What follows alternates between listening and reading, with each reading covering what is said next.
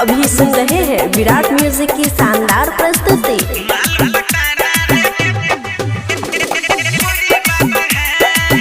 Singing by Rajesh Ranjan. देखते नया माल के बिछाता है जाल के, देखते नया माल के बिछाता है जाल के, झूठ रोज कसम खाती है, माल पटाना रे बुरी बात है, दूसरे पर तकना रे बुरी बात है। देखते नया माल के बिछाता है जाल के, नया माल के बिछाता है जाल के, झूठ रोज कसम खाती है, माल पटाना रे बुरी बात है, दूसरे पर तकना रे बुरी बात है, माल पटाना रे बुरी बात है।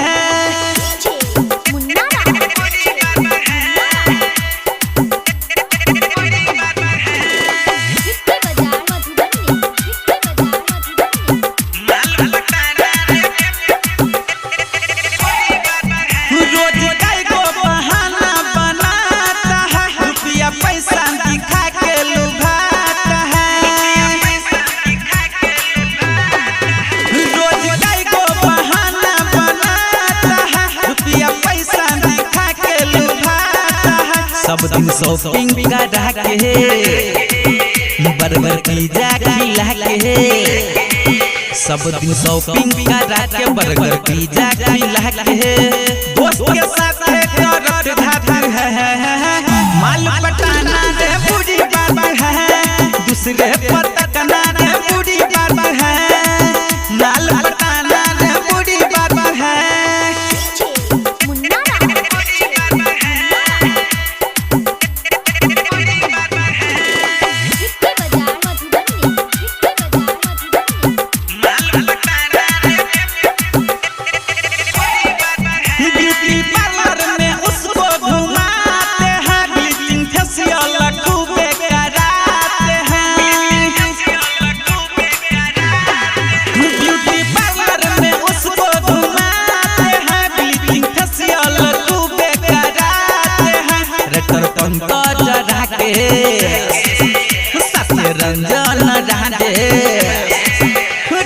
रंजन के साथे रंजन राधेश, उड़ गए रुपया कितने लाख है, माल पटाना रे बुरी बात है, दूसरे पर तकना रे बुरी बात है, माल पटाना रे बुरी बात है।